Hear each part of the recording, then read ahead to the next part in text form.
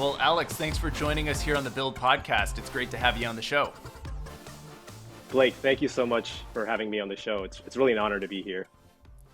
So we're going to talk about your personal brand today and your personal brand strategy, how that connects to community and to go to market more broadly. So I guess as a starting point, you are a creator under the handle Legal Tech Bro. So for anyone who hasn't seen your content, how would you describe your channel? So I have a channel on TikTok where I make fun of the legal industry and the legal profession. I make short form video skits parodying and some element of the practice of law. And it's because I used to practice law before I got into tech. Today, I'm the head of community development at Ironclad, but I practiced law for 6 years. And so a lot of the content I put out is tied to my own experiences and the experiences of other lawyers. Well, and it's so good, and I laugh every single time I see one of your videos. And I'm not a lawyer, but I know a lot of lawyers. I've worked with lawyers, and so even for me, I see the humor in it, and I get the inside jokes just from being around it. So it's really, really good stuff, and it always gets a laugh out of me. Well, thank you. I think it has to do with, there's some universal experiences, especially the jokes I make about working at a law firm, the hierarchy and the underappreciated associates. That's a big theme in what I post about. I also talk a lot about the tension between a legal department and the business function or the sales department within a company. And I think everyone involved finds that relatable. So yeah, it's a lot of fun. And I can't believe that I so many people like you watch my stuff. So how did you go from a lawyer practicing law to then you were in a sales capacity, and then now you're a creator with a huge following and a ton of influence? So what's the origin story, I guess, of Legal Tech Bro? So I've been a content creator my entire life, even all the way back to college. But I went to law school, I practiced law, and I found that it wasn't a good fit for me. So 6 years after law school, I made a pivot to the legal tech space. I thought this is where I could really contribute. I took on an entry-level sales role, an SDR role, and I think that's when you and I both met back, I think, 6 years ago. But I started making content right around then on LinkedIn because I was trying to source leads. I was responsible for outbound, and we were cold calling and emailing lawyers to pitch them our software. But it wasn't enough. And I thought I needed to do something different to generate my own marketing so that I could have leads come to me as opposed to me chasing them. Lawyers are a notoriously skeptical audience. It's hard to pitch them on a cold call. So I thought LinkedIn would be a great channel to put out some content. In the beginning, it was kind of tough. I would put out like thought leadership pieces and nobody cared.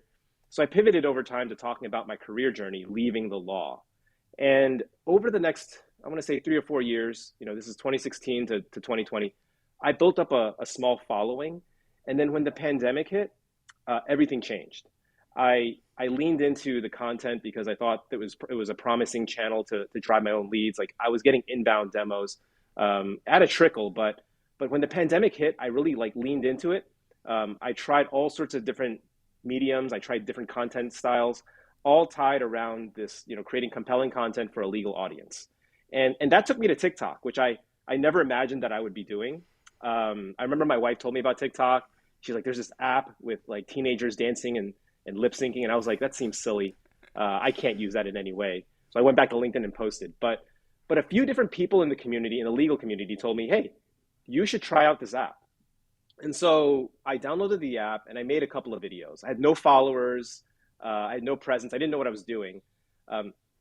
My fourth video on TikTok went massively viral and led to all sorts of good things in terms of inbounds, leads, and things like that. So I thought, hey, maybe I could lean into this. Maybe this will be my special way of generating leads for myself, for hitting my quota, for hitting my numbers. So that was right in the beginning of the pandemic in 2020, and I've been doing it since. What was that fourth video that the first one that went viral and went big? It's a video that's set to Blinding Lights by The Weeknd, and the theme was there was a first-year associate who disrespects a paralegal, and then suddenly the partner, the senior partners, the client, the judge, are all like, oh, as if it was such a huge mistake.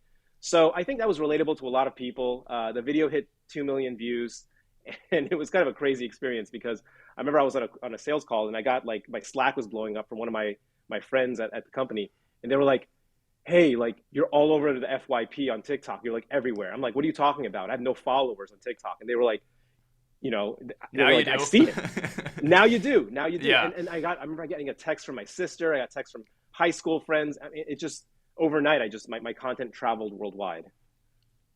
So I love how counterintuitive the strategy is because, as business people and selling business software, I would have started in the same exact place that you started, which is like, let's go to the business social network, LinkedIn.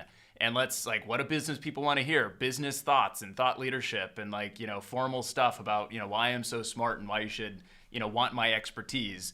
That's what I would have done. I think that's what the average person thinks, like, well, I'm in a business context. This is what I need to do. But what ended up actually resonating was stuff that was much more, I don't know, personal. It was about the life of somebody in the legal profession.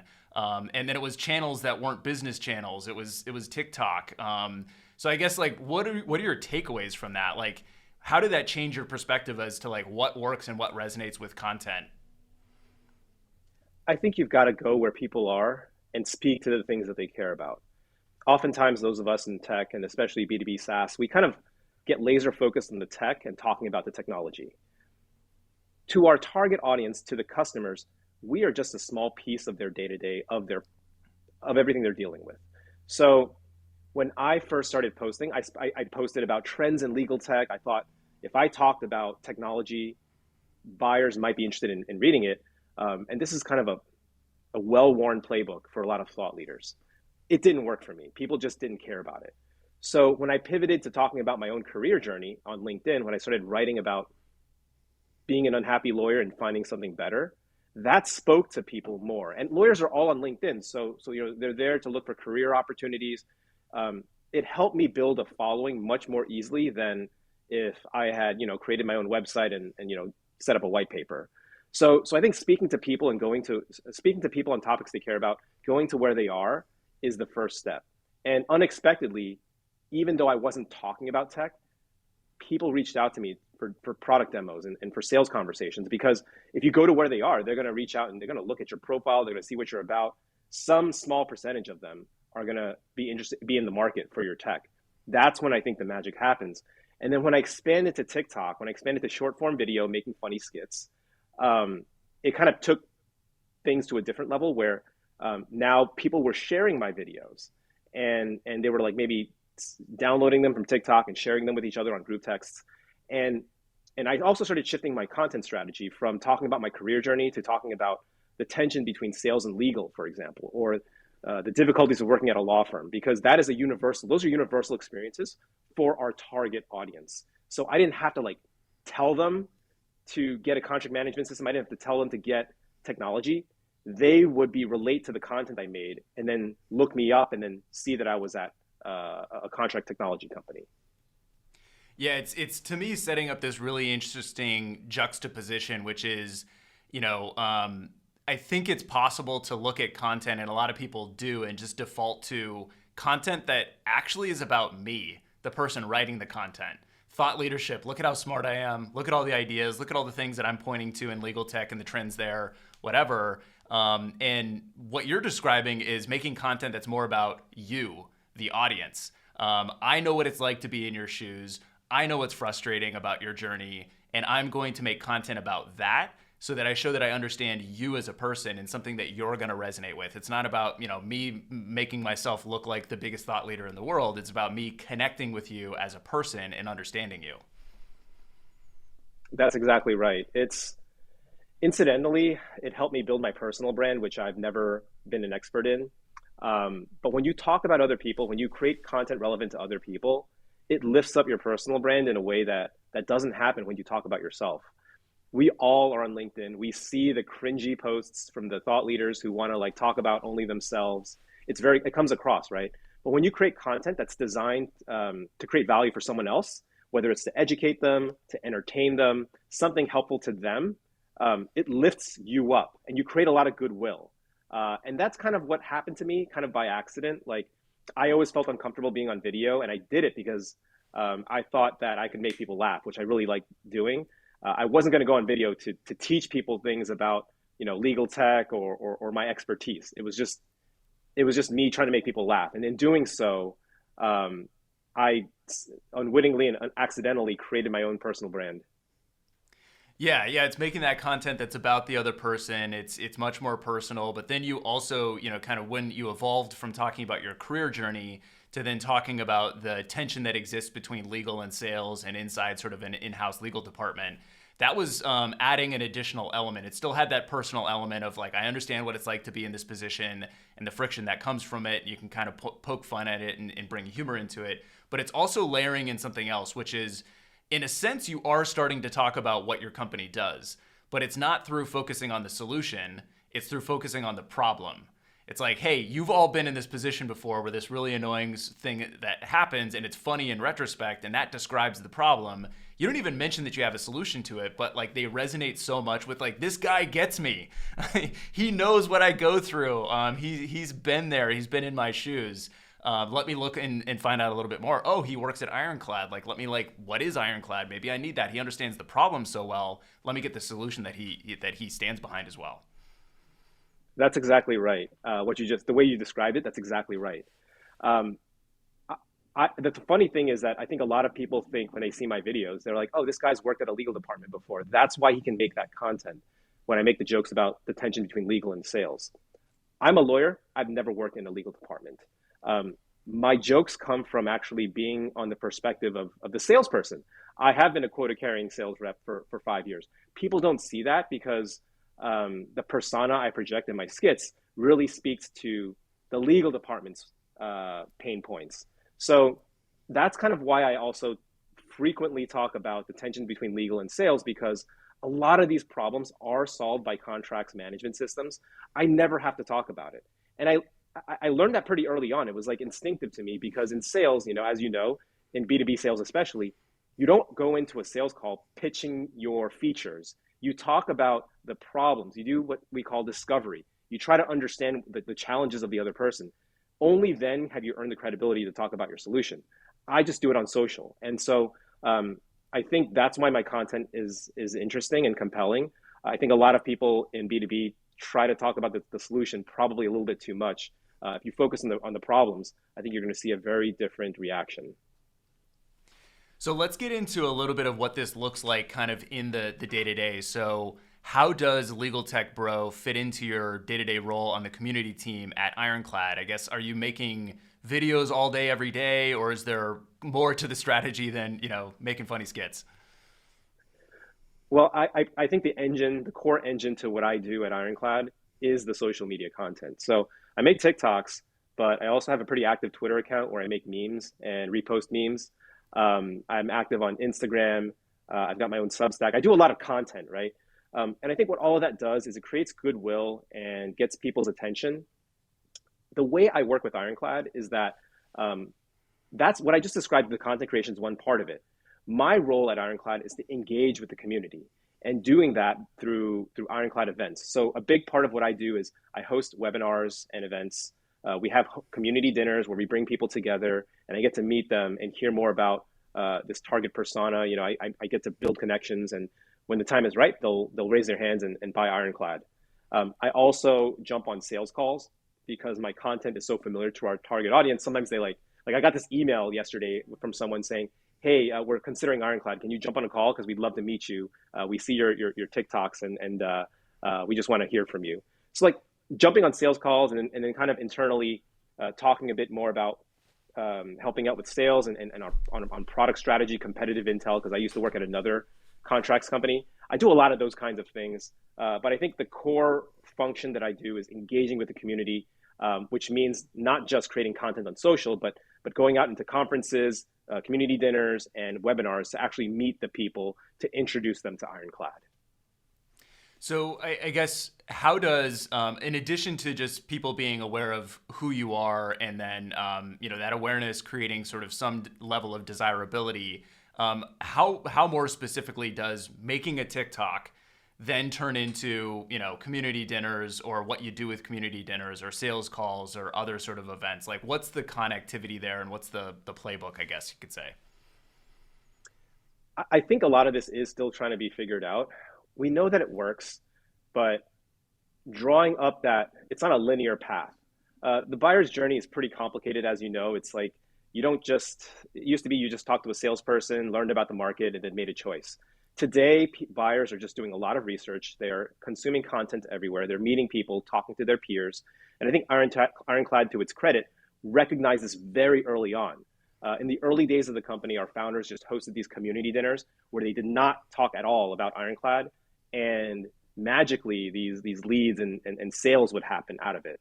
So I think they always knew that there was something special about community, and that's why we've kind of tripled down, doubled down, and tripled down on it.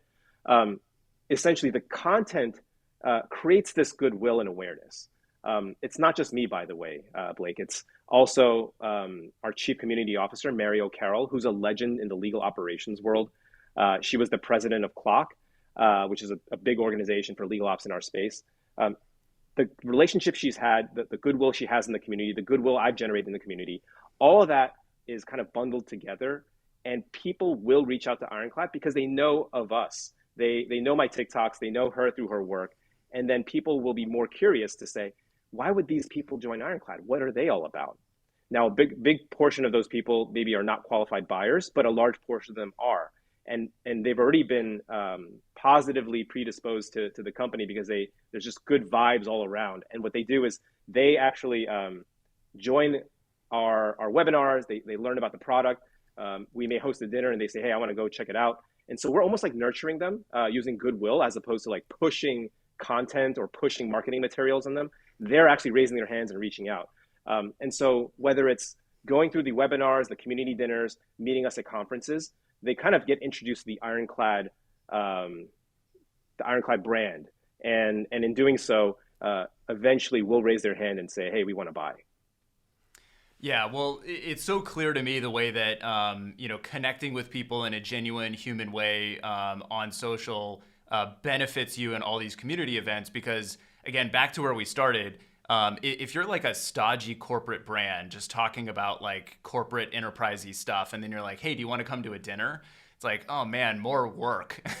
I want to like watch Netflix tonight. Like that doesn't sound like fun at all. But if it's like, hey, there's this person that you've been following, there's these creators you've been following, like you understand them, they understand you. Do you want to go to a dinner with them? It's like, oh, that sounds like fun. I want to do that. Yes, like I got an invite to this like exclusive event. Like absolutely yes.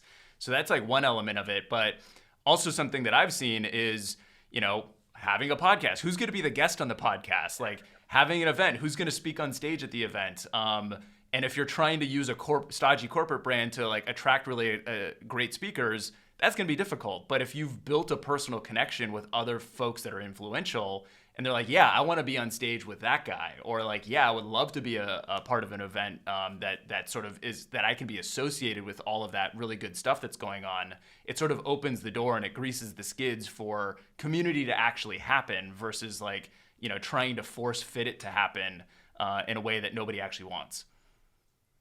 That's right. That's absolutely right. And what you describe is also something that we've been very thoughtful about, how we're trying to leverage myself and Mary's personal connections to help Ironclad's brand. And we also have a community, an internal customer community where when they buy Ironclad, they get access to their peers to talk about the product, to talk about best practices in the industry. So it starts off being about us individually, but once they get introduced to the Ironclad brand, there's a lot more programming, a lot more content, a lot more community that you don't really see about on social media. So I think that Ironclad has been very thoughtful about how we incorporate community into our go-to-market. So getting into the business side of this, I do got to ask the skeptics question. And I'm sure there's plenty of leaders out there wondering exactly this, which is what's the business value of all of this? How do you know that it's worth the effort and the budget that you're allocating to something like TikTok? Again, it doesn't sound very businessy. And if somebody's like, what's the business case? What's the ROI? Like, how do you think about that? And how do you answer that skeptic's question? I think that's a great question and something that a lot of people think about. The reason why I have conviction in it, I'll talk about that first, then I'll talk about why Ironclad has conviction in it. And then I'll talk about some of the circumstantial evidence and what I think is happening in the marketing world right now. I have conviction in it because I saw the results firsthand. Like, I never expected this to work, probably for the same reasons why a lot of skeptics don't believe. If you can't attribute your marketing energy to a sale, then it's really hard to invest in it. But I did it continuously. And then I saw the other side. I saw leads come to me and say, I'm ready to buy. The sales cycles were faster. I didn't have to convince them very much. It was kind of like, I've been watching you from afar for 6 months, man. I love your content. I'm ready to buy. That started off as a trickle. Over the years, it became a stream. And then when I got on TikTok and my view count exploded, like I used to have a few thousand followers, like when I started off. Today I have 200,000 followers across 4 different channels. So it's a flood now. And so I see it happening, and I saw it happening all along the way. I personally thought that a lot of companies would be skeptical, and I always thought that I would stay in like enterprise sales because no company would believe in this stuff. Ironclad came knocking because I think they had conviction. I think our CEO and our co-founders are huge believers in community because they did that very early on themselves. We have a board member, Jess Lee from Sequoia, who's a huge believer in community. So there's a lot of alignment there. There's a lot of faith that this works. And I think by doing that, moving early, they were able to recruit someone like me, someone like Mary, and kind of we've kind of been able to build this lead. Now, the skeptics, I think they want to see, specific ties to like what you do to the results. And I think what often happens right now in the marketing world is that marketers are maybe too focused on the attribution. And what happens is everyone starts putting out the same types of content. So if you're kind of in the legal tech space, if you're in the contracts tech space, everyone in our space puts out white papers and does webinars. Everyone kind of talks about the same topics, but only Ironclad has a community, and only Ironclad has the type of content on presence on social that gets our content being shared by our target personas among themselves. Like, who shares vendor or B2B tech's content among other people, right? It's very rare. It's a very special thing. But I keep on, when I go to conferences, I hear people say, hey, I shared your TikTok with my entire commercial legal team, and we love it. And by the way, that's how we heard about Ironclad. So we know that it works. It is hard to, I think, attribute in a classical way, although there's some other ways to detect the presence of social. We've talked about the dark funnel. I think you and I off the record. You can look at website visits. You can look at, you can poll your customers. Like when you bought us, like who did you hear about us from? So there's these circumstantial pieces of evidence that you think you can tell that it's working. But I think it does at this point take some level of faith and conviction, because it's not easily trackable, like a webinar sign up converting to a demo request. Yeah. The desire for hard attribution and everything to be perfectly wired up can be a limitation.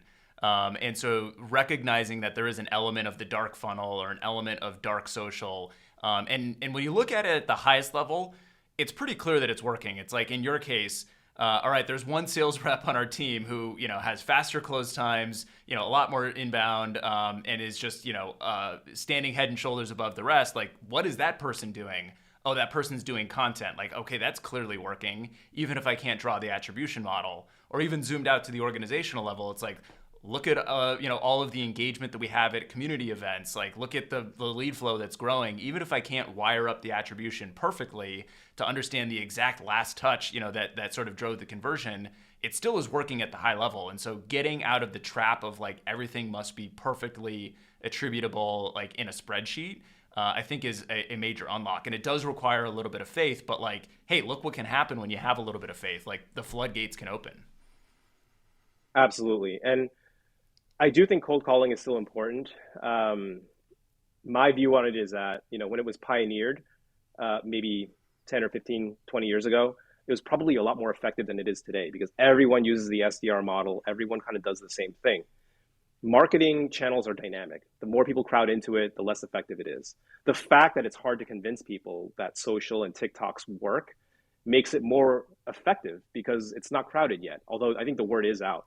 I have a funny story of like back when in my earlier days of my content journey, I remember an executive asked me, hey, Alex, I noticed that your cold call numbers are down. Like, what's up with that? You need to pick those up. And I said, Get your I mean, numbers have you up. looked at my, get your numbers up, right? But I was like, have you noticed that I'm generating more inbounds than, or I'm outsourcing more demos and first calls than anybody else in the sales team? Like, have you considered that maybe this content is related to that?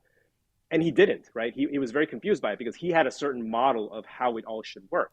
And look, it's not like going to be perfect for every market. Every market, maybe some markets this may not work, but I do think that when you've kind of seen the content work and seen the content generate sales or generate leads anecdotally, that should tell you that that might be something you want to invest in. Yeah, back to the idea of counterintuitive things.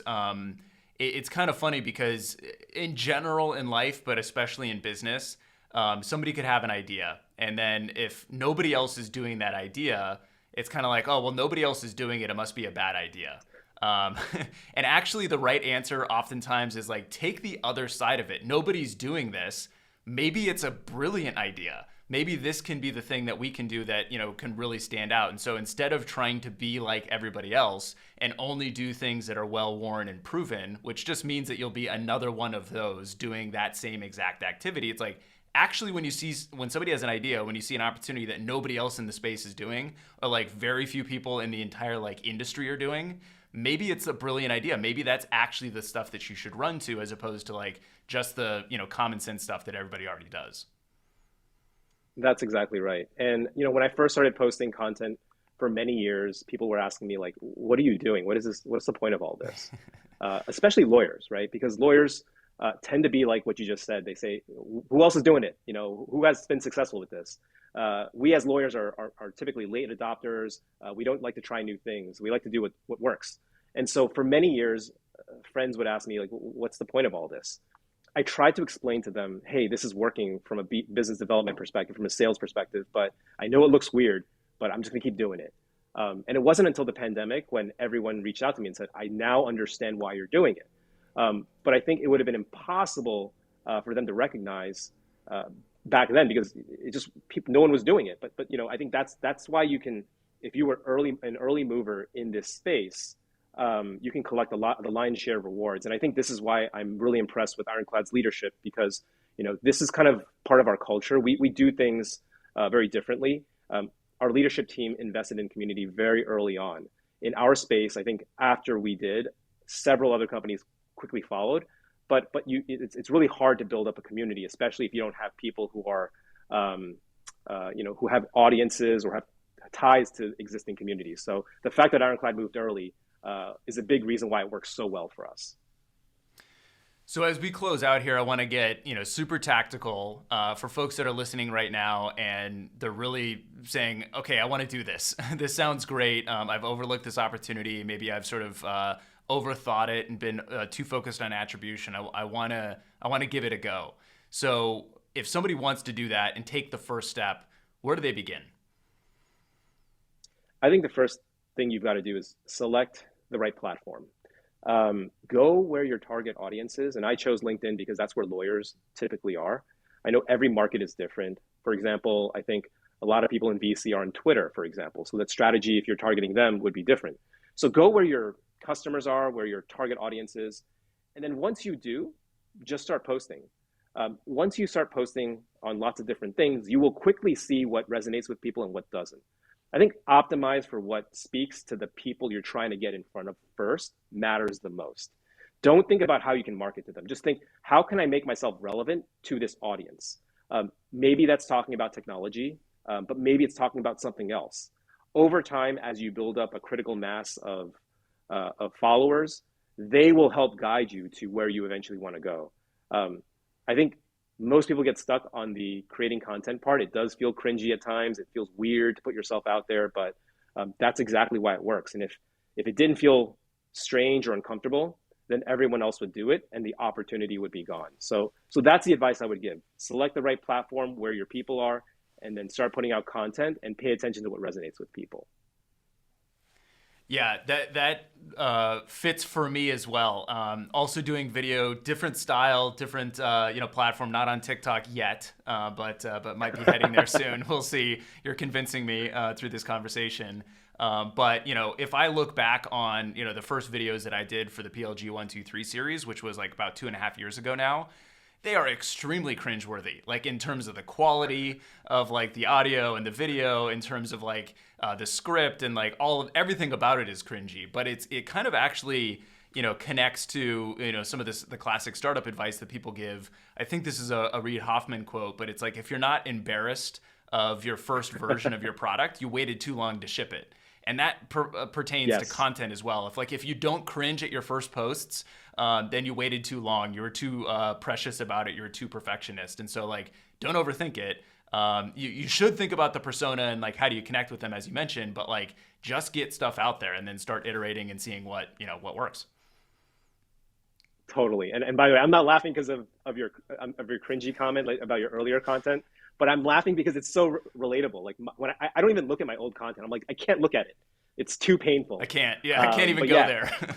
I can't even go there. But yeah, you get better over time, and who knows what can happen. So totally true. Well, Alex, this has been great to walk through your personal journey, your personal philosophy about this, how it connects to community and sort of go to market more broadly, and why folks should embrace this and get over the attribution hump and not be too perfectionist about that. So thanks so much for joining us here on the Build Podcast. It's been great to have you on the show. Blake, this was a lot of fun. Thank you for having me.